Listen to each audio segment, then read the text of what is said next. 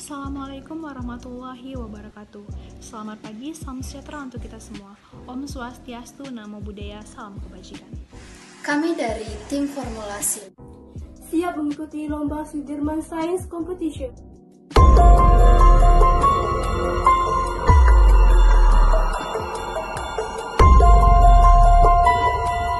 Saat ini diperkirakan ada ratusan juta penduduk di dunia yang menderita gagal ginjal, melihat tidak terkonsumsi ginjal, dan seorang penderita diharuskan untuk bekerja.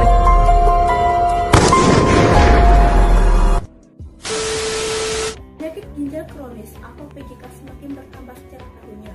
Riset dari Kesehatan Dasar tahun 2018 menyatakan bahwa tingkat keparahan PGK mencapai 3,8%. Data dari BPJS menunjukkan bahwa pada tahun 2017 terdapat lebih dari 3,5 juta kasus cuci darah disebabkan oleh penyakit PGK. Dengan menghabiskan dana sebesar 3,1 triliun rupiah, hal ini menyebabkan PGK menempati posisi kedua penghabis dana BPJS di Indonesia. Alang-alang dianggap masyarakat sebagai tanaman liar yang tidak memiliki manfaat. Padahal, akar alang-alang mengandung flavonoid tinggi dan turunannya yang berfungsi sebagai antioksidan dan menangkal radikal bebas. Selain itu, akar alang-alang juga mengandung metabolit sekunder seperti alkaloid, flavonoid, tanin, steroid, dan glikosida yang dapat berfungsi sebagai nephroprotective, yaitu membantu pasien PGK dalam proses penyembuhan ginjalnya. Rancangan penelitian kali ini dengan mengekstrak akar alang-alang dengan menggunakan nanoteknologi yang akan diubah ke dalam bentuk nanopartikel liposom. Nanoteknologi itu sendiri ialah penciptaan suatu bahan materi dengan ukuran 1/miliar meter. Sifat magnetik nanoteknologi ini dapat diterapkan dalam teknologi medis karena ukuran partikelnya yang lebih kecil dibanding pembuluh darah manusia, sehingga obat akan sampai tepat pada bagian tubuh manusia yang ditargetkan.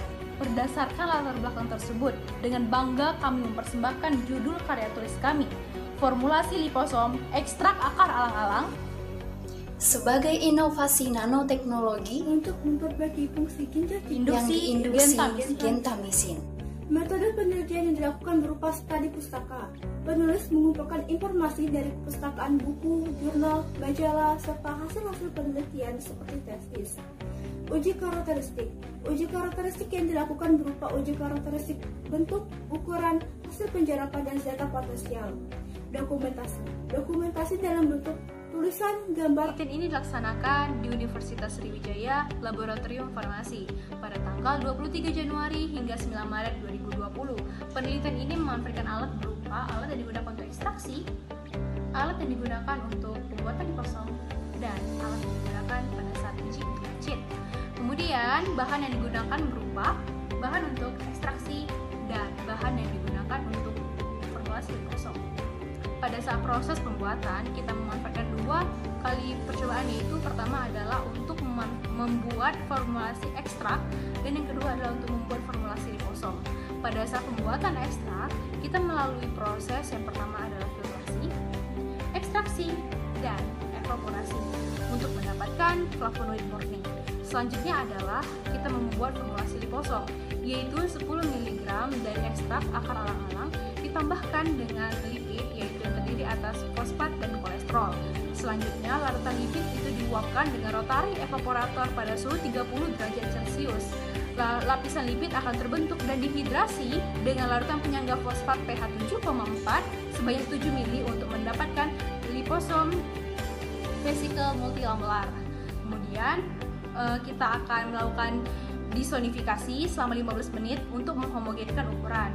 Formula pun akan dapat dilihat pada tabel berikut.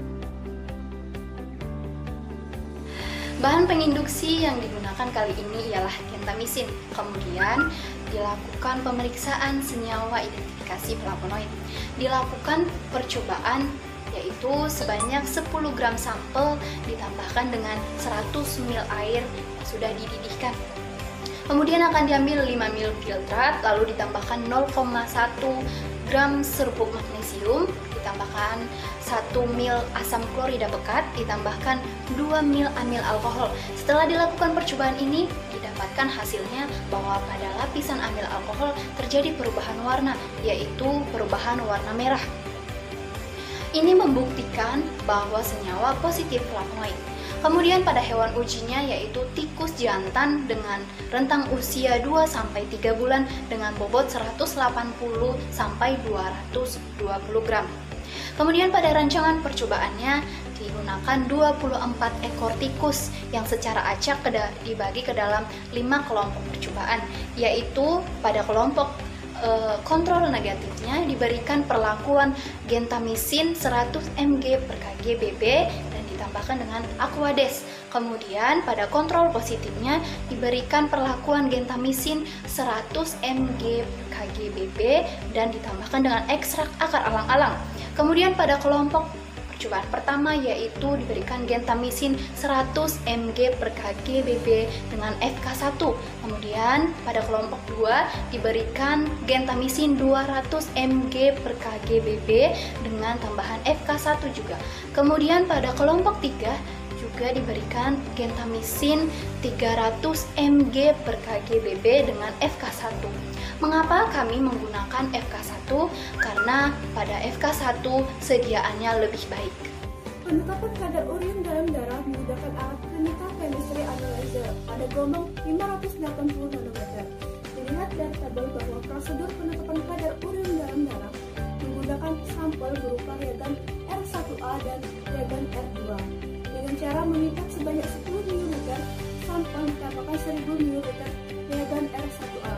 Kemudian diinkubasi pada suhu 20-25 derajat Celcius selama 10 menit dan dibuat larva belangko dengan cara yang sama tetapi tidak menggunakan sampel.